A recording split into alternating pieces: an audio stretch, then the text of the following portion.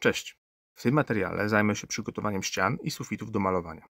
Będę nakładał gładź wałkiem, szlifował ściany i sufity, pokażę również jak przygotowałem podkład oraz загruntowałem powierzchnię do malowania. Zapraszam na film. Zaczynam od oskrobania podłoża szeroką pacą. Przy tej czynności szukam ewentualnych uszkodzeń i ubytków w tynkach. Każdą dziurę należy zagruntować i wypełnić.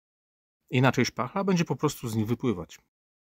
Uzupełniam je masą techniczną do łączenia płyt, ponieważ zostało mi jeszcze ponad pół wiadra. Sprawdza się ona idealnie, o ile ubytki nie są zbyt duże. Po wyschnięciu biorę się za gruntowanie. Zaczynam od smarowania pędzlem narożników, a następnie gruntuję ścianę zwykłym wałkiem malarskim. Pozostawiam tak na kilka godzin do wyschnięcia.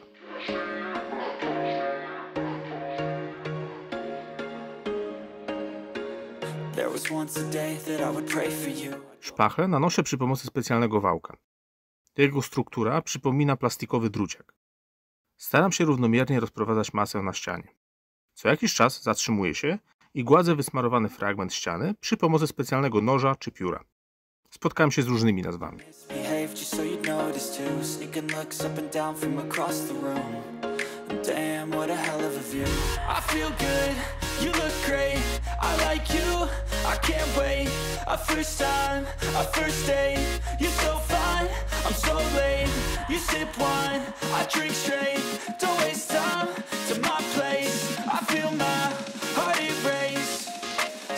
Nie ma problemów, żeby robić to samodzielnie, ale o wiele szybciej idzie w dwie osoby.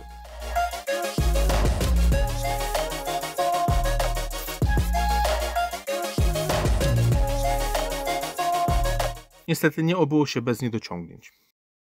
Nie mam za dużo doświadczenia z pracą tym narzędziem, dlatego początki były dość trudne, ale każda kolejna ściana wyglądała coraz lepiej. Te dziurki uzupełniam już po wyschnięciu przy pomocy małej pacy. Dodatkowe światło z boku jest bardzo pomocne w wyszukiwaniu wszelkich niedoskonałości. Poprawiam też niedociągnięcia w narożnikach czy pod parapetami.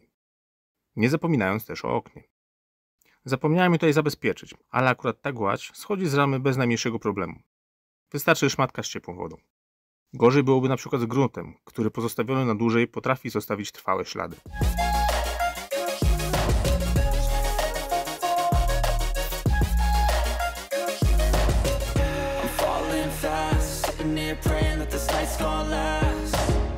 Jak już wszystkie niedoskonałości poprawione i cała gładź wyschła, można wziąć się za szlifowanie.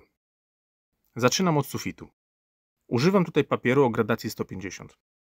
Natomiast na ścianach świetnie sprawdza się papier 240. Krążki wymieniam po każdym pokoju.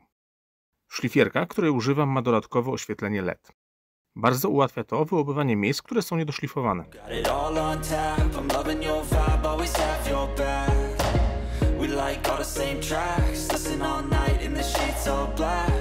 Jak widać, worek wyłapuje sporo pyłu, ale też nie jest to do końca czysta praca.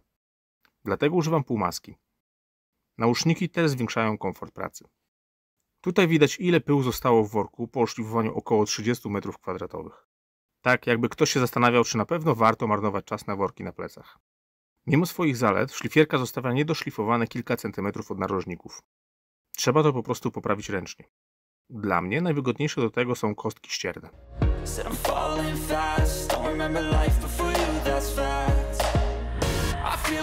W ten sam sposób szlifuję również wnękę okna. Warto też doszlifować ściany przy samej podłodze. Zaoszczędzi to dodatkowego równania i brudzenia przy klejeniu listew. Po szlifowaniu wziąłem się za odkuwanie puszek. Staram się to robić powoli i delikatnie, zaczynając od środka, żeby nie narobić sobie ponownie dziur w ścianach.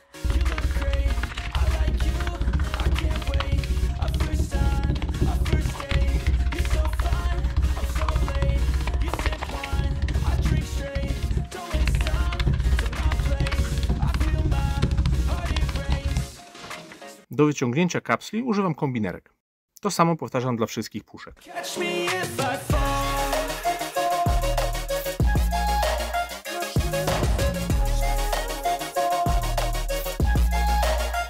Przed gruntowaniem ścian warto zabezpieczyć okno i parapet. Można to oczywiście zrobić też wcześniej.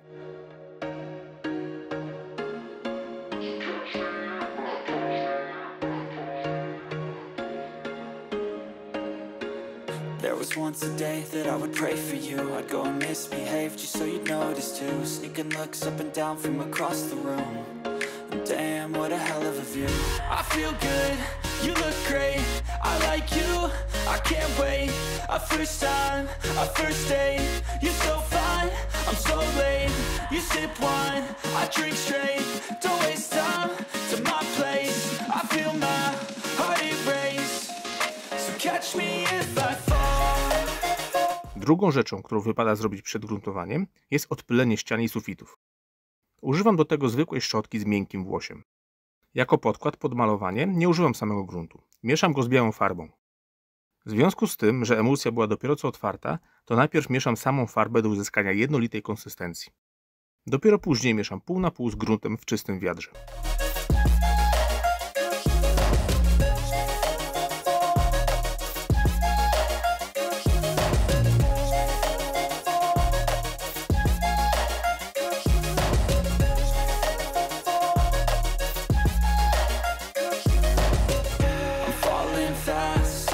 Praying that this night's gonna last. You got it all on tap. I'm loving your vibe, always have your back. We like all the same tracks. Listen all night. Tak przygotowana mieszanka posłuży mi do zagruntowania wszystkich ścian i sufitów, niezależnie od tego, czy ściana będzie docelowo biała, czy kolorowa. Podobnie jak to miało miejsce przy gruntowaniu przed gładziami, zaczynam od malowania narożników przy pomocy pędzla. To samo powtarzam we wszystkich miejscach, w których nie będę mógł swobodnie dotrzeć wałkiem. Said I'm falling fast. Don't remember life before you, that's fact. I feel good, you look great. Teraz sufit. Dokładnie rozcieram przygotowany grunt zarówno wzdłuż, jak i w poprzek. Like you, I can't wait. A first time, a first date. You're so fine, I'm so late. You sip wine, I drink straight. Don't waste time to my place. Zanim zabrałem się za ściany, postanowiłem przesmarować przebijające narożniki tynkarskie specjalnym gruntem do aluminium. Strasznie ciężko się je później maluje. Niestety nie wiem, jak się nazywa. Dostałem taką małą buteleczkę wraz z futryną ukrytych drzwi, która jest właśnie aluminiowa. Ma ona umożliwić jej malowanie klasyczną farbą. Samo gruntowanie ścian wygląda tak samo jak w przypadku sufitów. Na tym ujęciu widać już pomalowany sufit i zainstalowane halogeny. Nie jest to w żadnym wypadku konieczne. Chciałem po prostu sprawdzić ściany z docelowym światłem, jakie będzie w pomieszczeniu.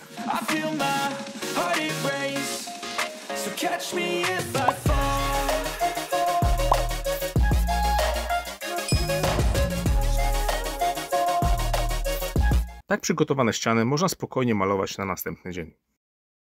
Na tą chwilę to wszystko. Dziękuję za uwagę i do zobaczenia.